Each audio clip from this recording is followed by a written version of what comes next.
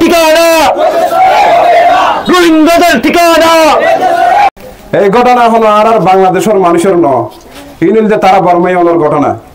এই বর্মাইয়া আর কুরুস্কুলত আই বিশেষ করে আর দক্ষিণ ডেলফারা পর্যাছাড়া ব্রিজের এড়ে আইরে তারা যে ঘটনা কিন্তু ঘটার বিভিন্ন হজ্জা ফজ্জা তারা ইনলইরে জড়িত থাকে সবসময়। আমরা যদি অপরাধ মুক্ত থাকতে চাই, উশৃঙ্খল মুক্ত থাকতে চাই, ইয়াবা মুক্ত, মদক মুক্ত যদি আমরা থাকতে চাই, সবাই মিলে আমরা যারা স্থানীয় আছি আমাদেরকে একতাবদ্ধ হতে হবে। আমরা যদি একতাবদ্ধ হতে না পারি এরকম ঘটনা ঘটবে, এরকম ঘটনা আমাদের উপরও চাপাই দিবে।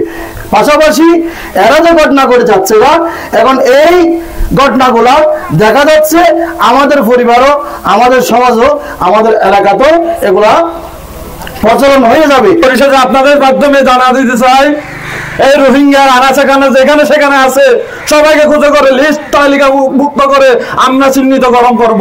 এই চিহ্নিতকরণের মাধ্যমে ইউনিয়ন পরিষদে আমরা একটা লিখিত চেয়ারম্যান মহোদয়কে দেব। চেয়ারম্যান মহোদয় সেটা রিসিভ করার পর যদি পদক্ষেপ না হয় তাহলে আমরা সদর উপজেলা ইউনিয়ন মহোদয়ের কাছে যাব। ইউনিয়ন মহোদয়ের মাধ্যমে যদি যাই ইউনিয়ন মহোদয় না হয় তারপরে যাবো ডিসি মহোদয়ের কাছে। তারপরে আমরা এই গতি অব্যাহত রাখবো। এই রোহিঙ্গাকে এখানে স্থায়ী বাসিন্দা হতে দেবো না। এই রোহিঙ্গা ক্যাম্পে ফিরে যাওয়ার জন্য, নিয়ে যাওয়ার জন্য উদারত আহ্বান করবো। জানাচ্ছি এই ডিসি মহোদয় অনুরোধ জানাচ্ছি, বিশেষ করে অনুরোধ জানাচ্ছি সবার বেগুনের সব হিসাবে আর এলাকার রোহিঙ্গা দক্ষিণ জেলবেড়া নতুন গুনার বেড়া মালিকের গুনার যে রোহিঙ্গা আছে এই রোহিঙ্গা সরাই দিতে হবে। তাহলে আর এলাকার যে দুদিন গুহ রাখে লাশ গুহ রাখি বাদে অন আর তথ্য লই তাহলে আর ফসল রানে আর লাশ। সেই জন্য আজকে আমরা যারা কুষ্কবাসী আছি আমাদেরকে ঐক্যবদ্ধ হতে হবে, আমাদেরকে সচেতন হতে হবে আমাদের অধিকার আদায়ের জন্য। আমরা কি সবাই আজকে আমরা ঐক্যবদ্ধ হতে পারবো? আমরা কি সবাই ঐক্যবদ্ধ? আমরা সবাই কি একমত যে আমাদের এখান থেকে আমরা ইয়াবা মুক্ত করব, সন্ত্রাস মুক্ত করব এবং রোহিঙ্গা মুক্ত করব? সেই জন্য আমি আমাদের সময় তো ইউনিয়ন পরিষদের চেয়ারম্যান সাহেব আছেন, উনি অত্যন্ত এই এলাকার এবারে এই বিষয়ে অত্যন্ত তিনি সচেষ্ট এবং অত্যন্ত সচেতন। আমি ওনাদেরকে অনুরোধ করব আপনি প্রত্যেকটা ওয়ার্ডে, আমাদের 9টা ওয়ার্ড আছে না, প্রত্যেকটা ওয়ার্ডে আপনি একটি কমিটি করবেন। এই যে ইয়াবা, সন্ত্রাস, মাদক এবং রোহিঙ্গা নির্মূল কমিটি।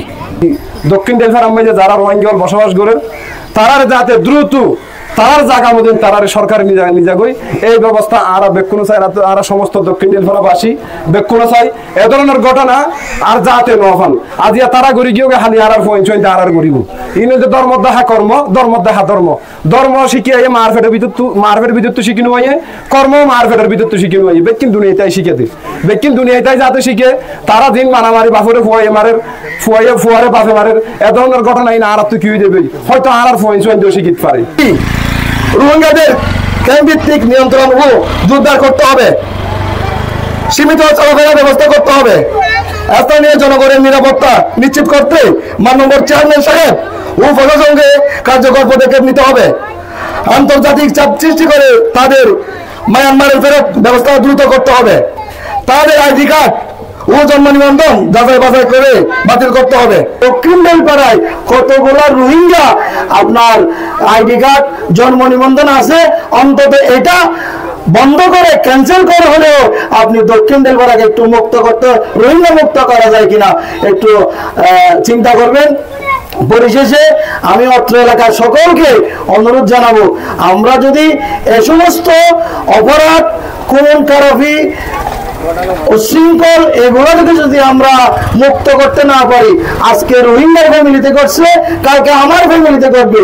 তাই আমি আমাদের কুরুস্কুলের স্থানীয় সবাইকে বিনয়ের সাথে অনুরোধ করব, আল্লাহর ওয়াস্তে আপনারা রোহিঙ্গাদের পক্ষ নেবেন না, এটা আমাদের কুরুস্কুলবাসীর জন্য হুমকি। এই এলাকাতে আরো অনেক রোহিঙ্গা আছে, শুধু এরা নয়, এখানে 10-15টি পরিবার আছে। 10-15 পরিবারের মধ্যে অনেক ছেলেগুলো প্রায় 50-100 পর্যন্ত হবে। এরা একত্রিত থাকে সবসময়, দা, কিরিচ, লোহার রড দ্বারা এরা কোন একটা কর্ণা করা ছোটকে কর্ণাকে বড় করে দা কিরিশ দিয়ে এরা মহড়া দেয়। এলাকায় এরা ত্রাস সৃষ্টি করতে চাই। আমরা সবাই মিলে এলাকাবাসী ঐক্যবদ্ধ ভাবে থেকে আমরা এই রোহিঙ্গাদেরকে এখান থেকে উচ্ছেদ করার জন্য আমরা প্রশাসনের প্রতি বিনীত অনুরোধ জানাচ্ছি।